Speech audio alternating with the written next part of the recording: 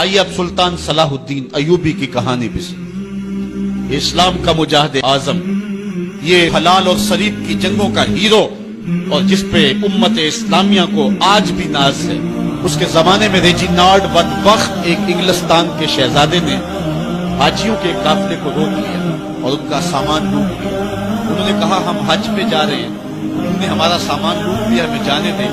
اس نے دریدہ دہنی کرتے ہوئے کہا بلاؤ اپنے نبی محمد کو جو تمہاری جان چھڑائے۔ بس سلطان صلاح الدین ایوبی تک یہ بات پہنچی تو میں نے تاریخ میں پڑھا کہ وہ دانت پیستا تھا، اس کی آنکھوں میں خون اتر آیا، اس میں کھڑے کھڑے قسم کھائی کہ جب تک اس ظالم کو کیفر کردار تک نہیں پہنچاؤں گا چین کی نیند نہیں سوؤں گا۔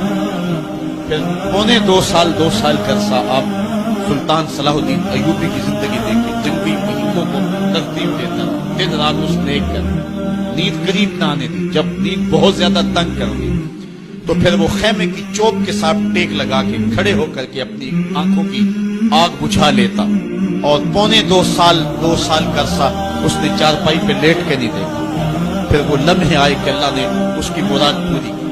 انگلستان کے شہزادے لائن میں کھڑے تھے، اس نے شاہ گاما کو اپنی کرسی دی اور ساتھ کہا ہم جس کو کرسی دیتے اسے امان دیتے۔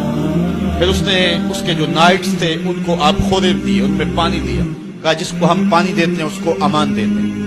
پھر جب ریجینالڈ کی باری آئی تو بادشاہ کی رگیں پھول گئی غصے سے، اس نے تلوار نہم سے باہر نکالی اور اس کی چھاتی پہ چڑھ کے اس کی گردن پہ تلوار رکھ کے اس کے ٹکڑے کرتے ہوئے کہا او کتے، تم نے کہا تھا بلاؤ اپنے نبی محمد کو، محمد عربی نے اپنا نوکر بھیج دیا۔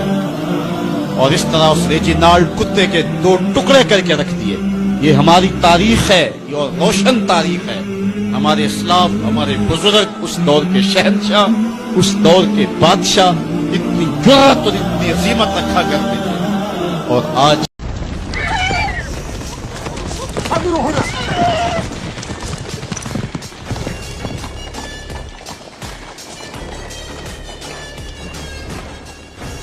آپ سے مؤدبانہ التماس ہے کہ یہ معاملہ مجھ پر چھوڑ دیں، اور میری درخواست ہے کہ آپ بخیر و عافیت دمشق لوٹ جائیں۔